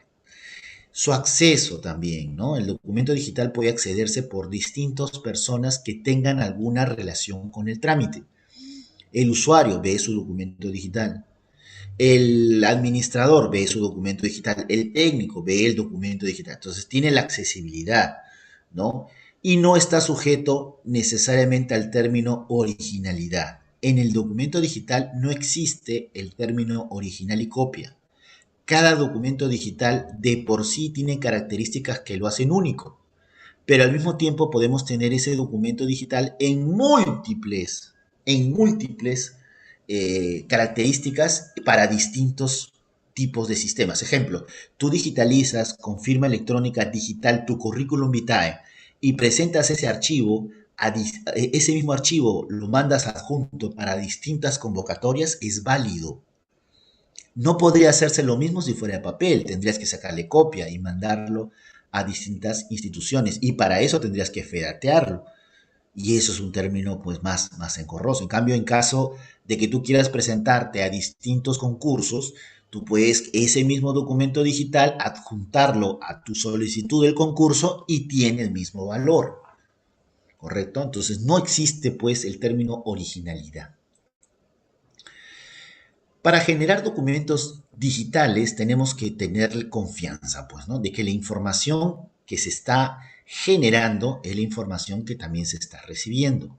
En ese caso, una firma electrónica tiene una función que transforma en forma criptográfica, es decir, un poco que cambia la figura, ¿no es cierto?, de lo que nosotros emitimos a un valor criptográfico. Por ejemplo, la palabra zorro, aplicando una función criptográfica llamada función hash, cambia a un determinado ciclo de letras, ¿no es cierto? Entonces, este algoritmo que hace que cambien las letras o el texto por un código numérico es lo que determina la seguridad de la información que se va a ir generando, ¿no?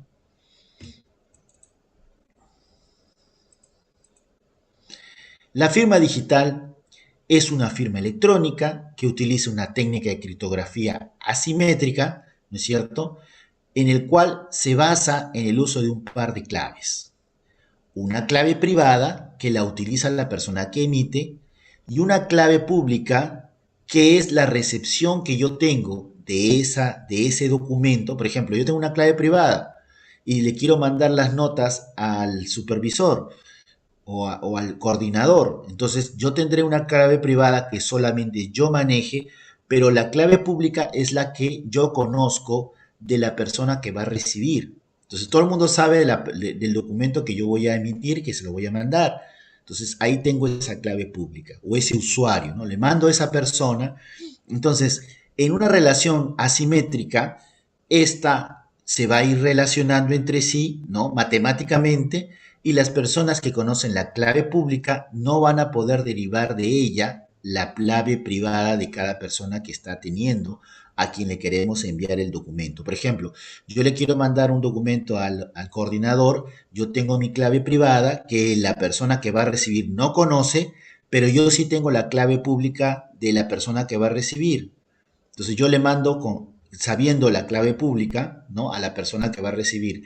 Y la persona que va a recibir tiene su clave privada con la cual va a poder abrir, la cual yo no tengo, ¿no es cierto? Pero tiene mi clave pública que reidentifica que yo estoy mandando ese documento, ¿no? Entonces, ese tipo de encriptado se conoce como técnica de criptografía asimétrica.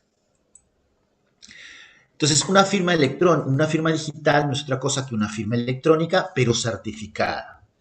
Tiene validez legal, evita la suplantación de identidad, permite la autenticación, permite la identificación de todas las clases de procesos administrativos, da lugar al no repudio. Es importante porque el documento digital tiene que no ser repudiado para ser considerado como un documento clave para el desarrollo organizacional. No se puede negar haberlo firmado si yo he firmado ese documento digitalmente.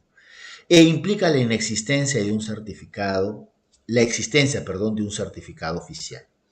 Este certificado es emitido por un organismo o institución, en este caso la RENIEC, y la entidad valida la firma y la identidad de la persona que realiza, ¿no? Entonces hay una garantía de autenticidad, integridad y no rechazo. ¿Correcto? Entonces, esto lo vamos a tocar cuando hagamos el modelo de gestión documental, pero quiero decir que para poder generar una firma y certificado digital hay que pasar por un proceso de autenticación e integridad. Los certificados digitales no son otra cosa que licencias que le damos a una empresa quien se encarga de verificar, autenticar que el sistema de generación de firmas digitales sea el correcto. Es decir, es el respaldo que tenemos por parte de una entidad que le da la seguridad que las personas que están firmando sus documentos sean reconocidos ante un ente o una autoridad correspondiente. Por ejemplo, si yo soy fiscal y firmo digitalmente, hay un certificado digital que me respalda diciendo que yo soy la persona que está firmando ese documento, ¿no? Bien, en este mejor de los casos, pues, el que mejor autoriza y tiene la certeza de ser la persona que dice ser es lo que conocemos como el DNI electrónico, ¿no?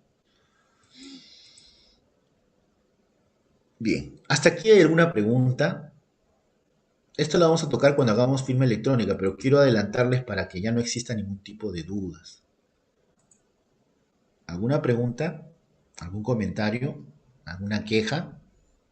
¿Algún debate?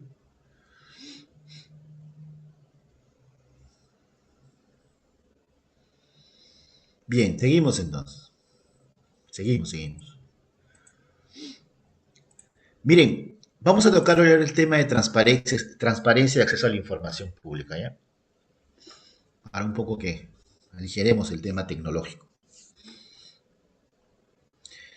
¿Qué cosa es la transparencia? La transparencia es la apertura y exposición a la ciudadanía de todas las funciones del Estado. Es decir, nosotros nos volvemos más transparentes cuando nosotros acercamos más a los ciudadanos de la información que hemos generado. La mayoría de la transparencia se conoce como transparencia económica, pero en realidad la transparencia es todo lo que nosotros hacemos. Por ejemplo, el presidente de la República con quién se está reuniendo, ¿no? ¿Cuál es la agenda? ¿Qué es lo que va a hacer durante todo el año el presidente de la República? Eso es transparencia, ¿no? ¿A quiénes están escogiendo como funcionarios públicos? ¿Cuáles son sus virtudes? ¿Por qué se ha elegido a tal persona? No basta con decir simplemente, no, porque es gente de mi confianza, no, pero confianza, ¿por qué? Porque al final de cuentas, si tenemos un cargo público, el cargo público tiene que ceñirse a los términos de meritocracia. Entonces, la transparencia te ayuda a cubrir esos espacios de información que necesitamos para justamente tomar decisiones en la administración, en el caso de las personas que van a hacer algún reclamo, o iniciar pues procesos relacionados pues con cumplimiento de funciones, ¿no? Entonces, ¿por qué es importante la transparencia y el acceso a la información pública? Primero, porque fortalece los vínculos entre el Estado y la ciudadanía. No existe gobierno más transparente que aquel que tiene la intención, voluntad, ¿no?, de mostrar todo aquello que se está realizando con el presupuesto público, ¿no?, a sus ciudadanos. Además, empodera al ciudadano, ya que le permite una mayor participación. Eso se llama, pues, participación ciudadana en la gestión pública. Porque una forma de transparencia es que, brindando la información, el ciudadano pueda advertir que existe un problema o que no se están satisfaciendo algunas necesidades, ¿no? Entonces, es mejor empoderar al ciudadano. Contribuye a prevenir la corrupción, claro que sí. Cuanto menos transparentes somos, más corruptos aparentamos ser. Entonces es importante manejar ese principio y ese criterio o esa característica de nuestra gestión por mostrar aquello que hemos elaborado durante la misma. La transparencia también permite el ejercicio de otros derechos, por ejemplo, el derecho a participación ciudadana, ¿no? Todas las personas que piden, por ejemplo, por Contraloría, perdón, por transparencia, el gasto público, participan activamente en el control ciudadano. Y hoy más que nunca, ¿no? Con este tema de las nuevas elecciones, este gobierno pues está bastante controlado por parte de gran cantidad de personas que quieren saber en qué se está gastando, en qué se está invirtiendo, etcétera, etcétera. Asimismo, aumenta los niveles de democracia y eficiencia en la administración. Lógicamente, si tú trabajas con transparencia, la eficiencia tiene que caer de por sí. Existen dos tipos de transparencia, la transparencia pasiva y la transparencia activa. La transparencia pasiva es aquella que se mide a través del acceso a la información pública a través de solicitudes. Es decir, tú estás expectante o estás a la expectativa de aquellas solicitudes que van a entrar o se van a tramitar por el portal o bien también por mesa de partes, ¿no es cierto?, pidiendo información relacionada con un tipo específico de datos, ¿no? Entonces, acuérdense bien que la información es una secuencia de datos. Entonces, esos datos se van a brindar en la información solicitada por el administrado. Esa es la transparencia pasiva. Y la transparencia activa, que es la que todos necesitamos realmente en la administración pública, es la publicidad de la información a través de diferentes medios. Uno de ellos, por ejemplo, es el portal web institucional o el portal institucional de transparencia de la institución y del Ministerio de Economía y Finanzas. La mayor parte no está actualizada o está actualizada en forma pues no oportuna, inoportuna, porque no lo han hecho a tiempo, ¿no? Sea porque se trata de una obligación legal o no aún siendo. En realidad, todas las entidades públicas tienen que ser transparentes. Yo estaba organizando un encuentro de archivos municipales y por transparencia quería saber cuáles son los medios de comunicación con algunas municipalidades del interior del país. Gran sorpresa me llevé cuando más del 80% de municipalidades distritales, por ejemplo, no tienen un portal donde identifique pues los servicios, quiénes son los funcionarios, cómo tienes que mandar un documento. No existen esos medios de tramitación. Y aún habiendo en esos lugares, porque sí he visto incluso a los alcaldes con su Facebook publicado. O sea, si tienen Facebook significa que tienen acceso a redes o a internet y está actualizado. Pero sus páginas cero, no tienen ese sistema de identificación. Y eso es poco transparente, ¿no? En tu caso, ¿has visto algún caso de poca transparencia? ¿Qué dicen ustedes?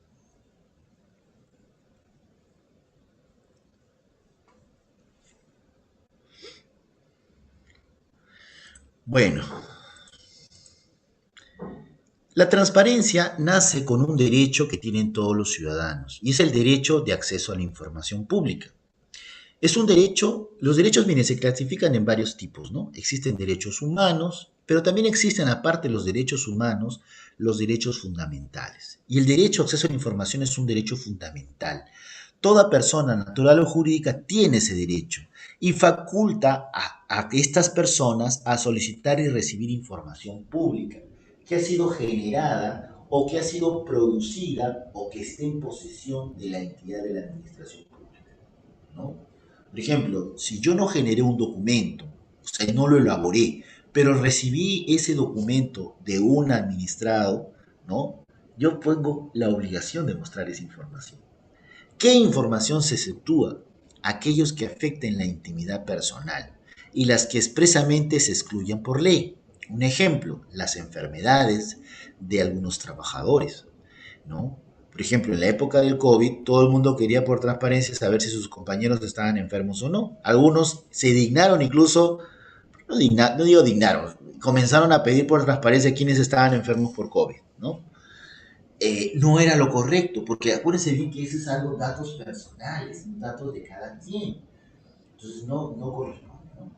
Entonces, son datos que afectan la intimidad personal, ¿no? Entonces, eso tiene que estar excluido por ley también, ¿no? Por ejemplo, los datos de seguridad, De repente estás procesando a alguien, estás siguiendo los pasos a alguien que está cometiendo una falta o un delito y quieres pedir esa información.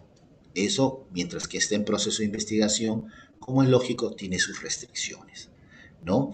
El derecho al acceso a la información pública no requiere justificar ni motivar el pedido. No lo justificas, porque es tu derecho. Tú tienes que acceder a esa información, ¿no? A pesar de que tu jefe te mire mal después, uy, algo me quiere hacer, y duda, lógicamente, de ti. Pero es tu derecho. No puedes ser amedrentado por pedir información pública. Y siempre se debe asumir únicamente el costo de reproducción de la información solicitada. Hasta esto ya ha sido largamente superado. ¿Por qué? Porque si pides el documento en soporte digital, ya no tienes que pedir pues que pagar una tasa porque te lo guarden en digital. Eso ya sería absurdo. No hay ningún costo en digitalizar un documento. Bueno, el tema de la luz ya, cóbrame la luz, pues, ¿no?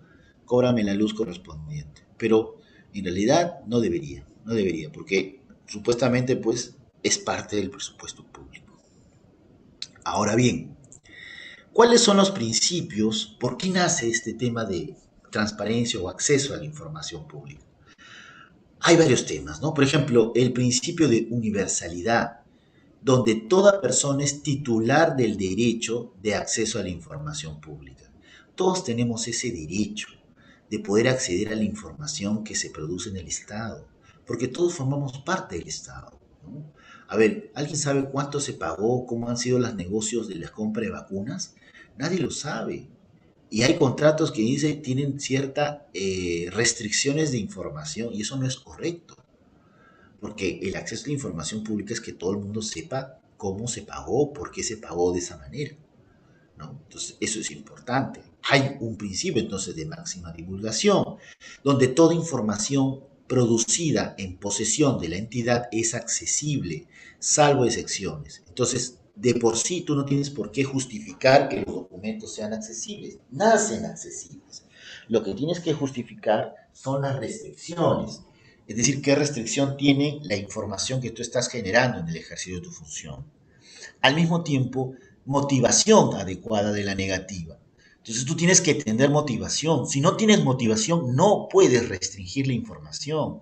Pero esa motivación tiene que estar dada por sustento legal, no tiene que estar dada por problemas administrativos que tú tengas en el ejercicio de tus funciones. Ejemplo, si te piden información de planillas del año 1980 y tú no tienes esa información y no tienes ni idea de dónde está esa información a pesar que deberías tenerla, ¿no? La responsabilidad es de la entidad, no es del ciudadano.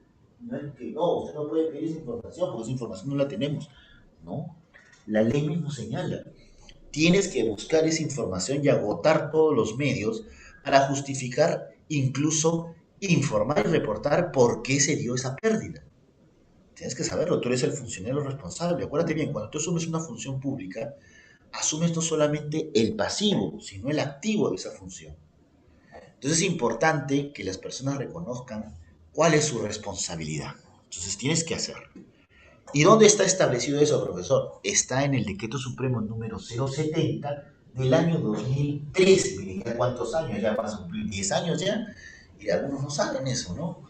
Pero sí tienes que reconstruir el acto administrativo y garantizar de que el ciudadano reciba la información solicitada. Ahora bien, otro principio en materia de acceso a la información pública es la prueba de daño. Es decir, se tiene que acreditar meridianamente el daño alegado para no brindar esa información o para brindar esa información. Entonces necesitas los medios o justificaciones de prueba para poder ver justamente el daño. Entonces necesito pues acceder a la información que está garantizada, se encuentra en el archivo, en los documentos o en los reportes o la información que se encuentra en las computadoras de las instituciones públicas. Por último, otro principio en materia de acceso a la información pública es la segregación de la información. Entonces, con esto te permite pues el acceso a la información que sí tiene acceso público. Hay datos que están contemplados en los documentos que no deberían mostrarse. Ejemplo, direcciones de personas, Ejemplo, teléfonos, ¿no? Hay datos que no deben mostrarse. Sin embargo, se encuentran contemplados en documentos públicos. Entonces, ¿qué te señala este principio? Que tú puedes bloquear esas partes del documento donde existen datos personales y entregar el documento a la persona que lo solicite. Es el principio de segregación de la información. Otro de los principios en materia de acceso a la información pública, por ejemplo, es el principio de gratuidad. El acceso a la información es gratuita, solo se cobran los costos de reproducción.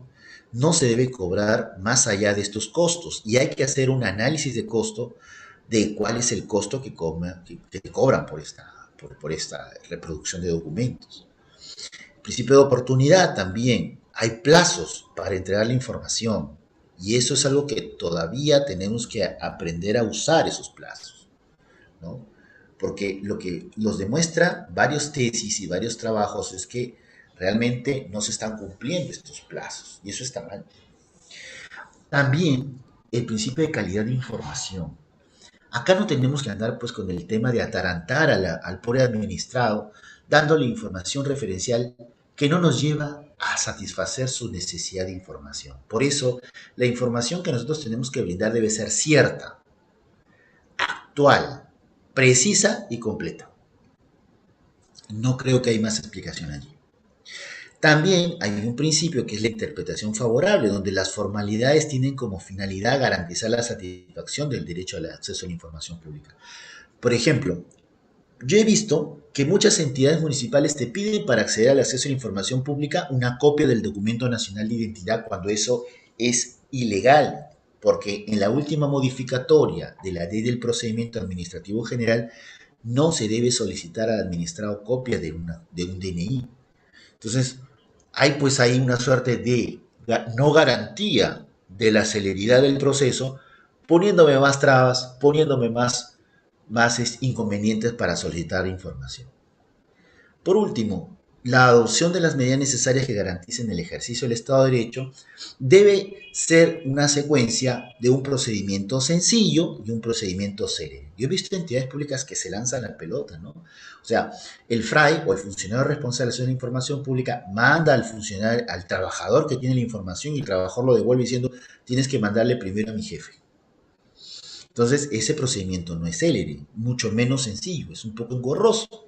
Entonces, eso también se tiene que superar al momento de entregar información. En tu institución pasa lo mismo. A ver, ¿alguno de ustedes quiere dar alguna opinión?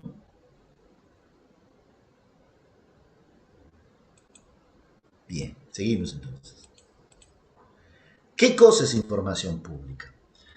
Toda información pública es aquella que, información, no documentos, información, es aquella que es creada, información suelta o producida a través de los documentos, ¿no? O obtenida, por ejemplo, hay un dato que yo recibo de otra persona o de otra entidad que me sirve a mí para poder mostrar a los administrados. En posesión, un caso de posesión, por ejemplo, cuando la Contraloría cautela información de una determinada empresa, esa información que está en la empresa sirve también como medio de mostrar el funcionamiento del aparato público, entonces está en posesión de la Contraloría preguntarles a ellos sobre esa información. Bajo su control, ¿sí? Documentos que yo no genero, pero que de repente un tercero lo está generando, pero que yo lo tengo bajo control porque son reportes los que me envían para poder graficar esa información que se está generando en una institución. Ejemplo, el Ministerio de la Producción tiene información que manejan las empresas pesqueras. Entonces, esa información está bajo su control, como tal, es información también pública. Pero siempre que es financiada por presupuesto público o que sirva de base a una decisión administrativa.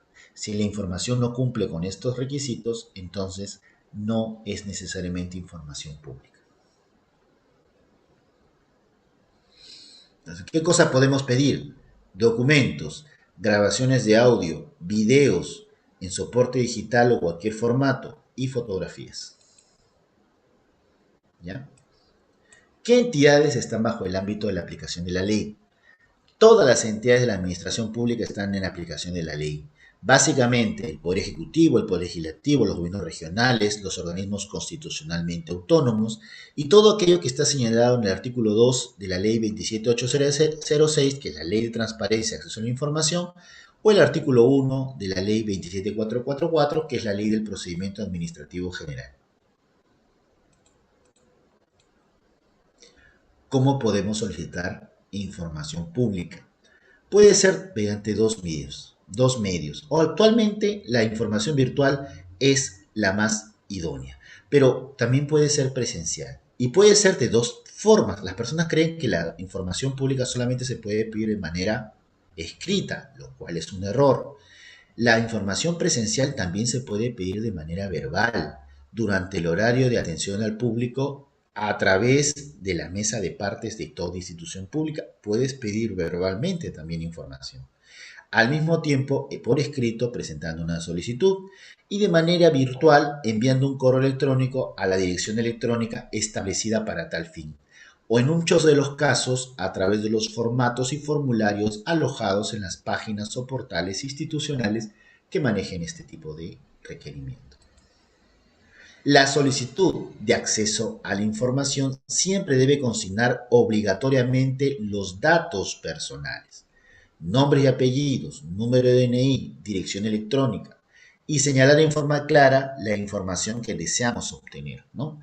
No es necesario indicar el motivo de tu solicitud, porque tú solamente asumes el costo de la reproducción de lo que necesitas. En materia de transparencia y acceso a la información, pues hay una secuencia de años, ¿no? Desde el año 93, con la emisión de la Constitución, en el artículo 2.5, que son los derechos internacionales, civiles y políticos a la transparencia, hasta el año 2019 con la última modificatoria de la Ley 27806, establecido con la Ley 30934, ¿no? Ha habido pues una modificatoria. Si vemos los ratios o los años, del 93 hasta el 2002, pues no hubo nada sobre transparencia de la información, por eso de repente han caracterizado ese gobierno hasta el 2002 como un gobierno pues muy oscuro, ¿no? Pero después vemos bastante avance, ¿no? 2002, 2003, 2003, ¿no? En los primeros años del 2000 se caracterizaba por buscar ser más transparente, pero de ahí hubo unos 10 años, del 2003 al 2013, donde no había mucho modificatoria, ¿no? Y luego, pues el 2017 ha sido un hito con el decreto legislativo 1353, que hace modificatorias y hace la creación ya de una autoridad nacional de transparencia sobre información pública, donde se hacen las discusiones sobre los casos que de repente demandan mayor concentración. Hoy en día yo creo que hay un error en este tema del tribunal, porque el tribunal depende de un ministerio, debería ser un organismo autónomo la que determine de qué sistema de transparencia estamos hablando.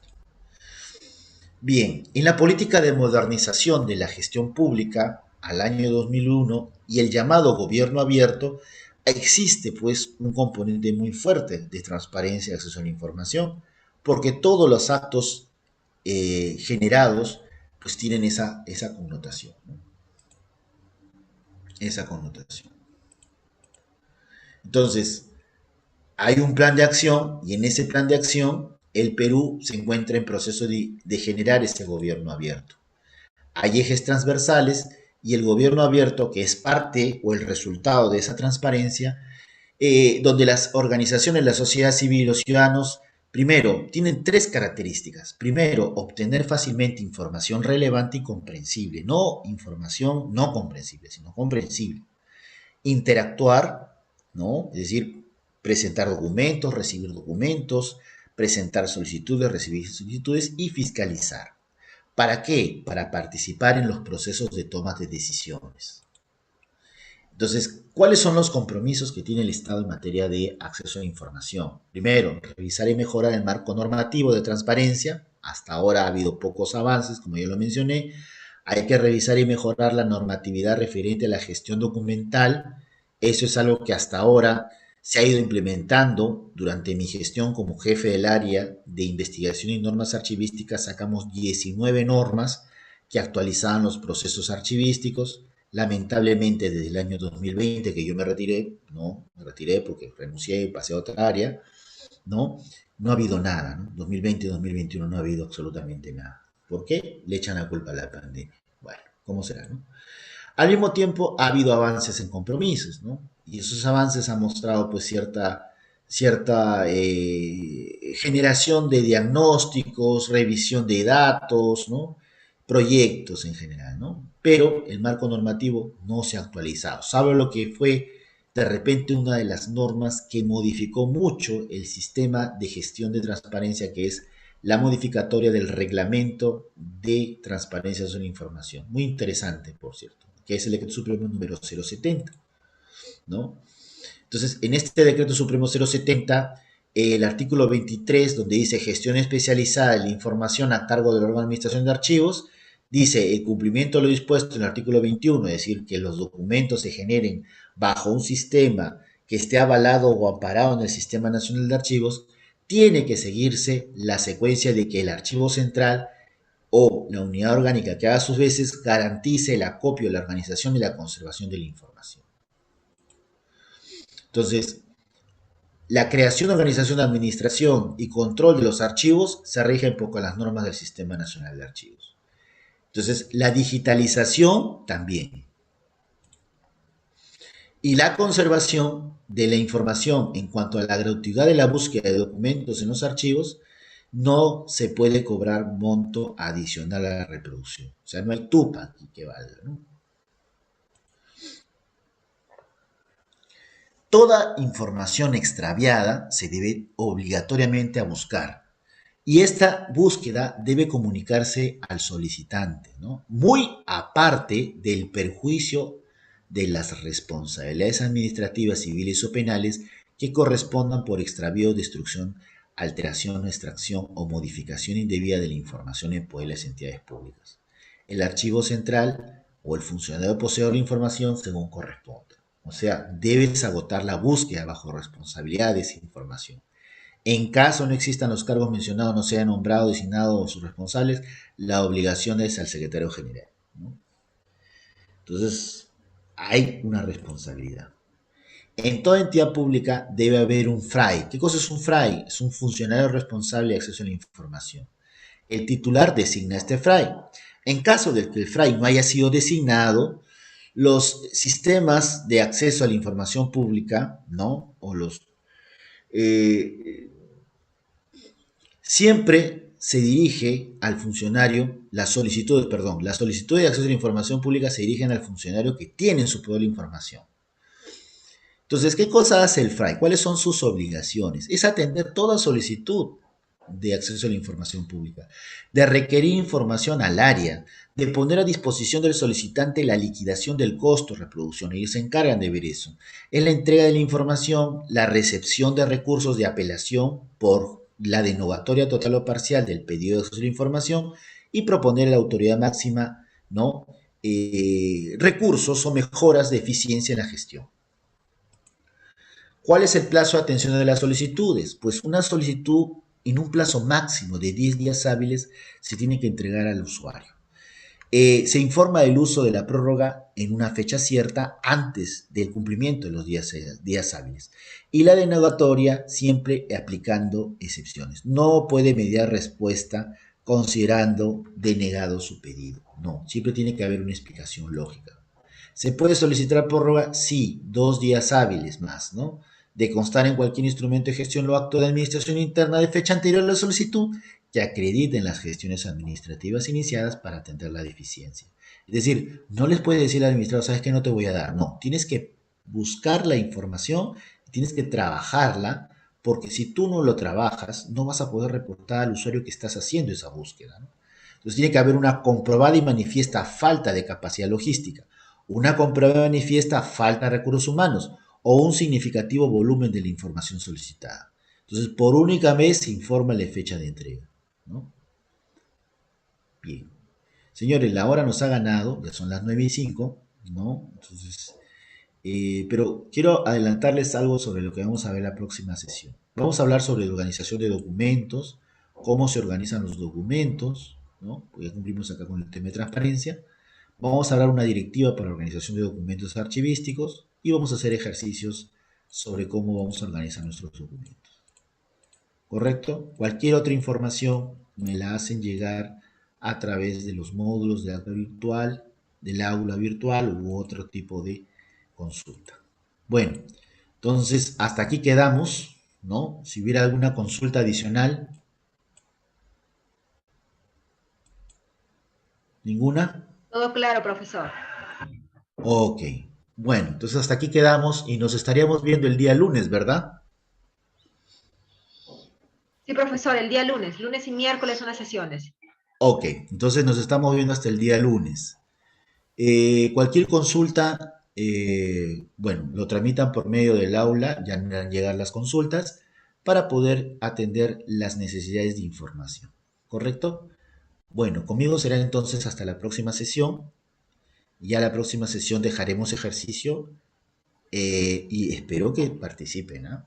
Porque la evaluación está en torno también a la participación, ¿correcto? Por lo pronto, eh, su compañera, Angie Vanessa, tiene una nota aprobatoria. Los demás tienen que participar, si no, como decía mi mamá, entonces nos estamos viendo la próxima sesión el día lunes. ¿Ya? Gracias, profesor. Hasta el Ok. lunes. Hasta Gracias. el día lunes. Hasta luego. Hasta luego. Profesor, buenas noches. Buenas noches.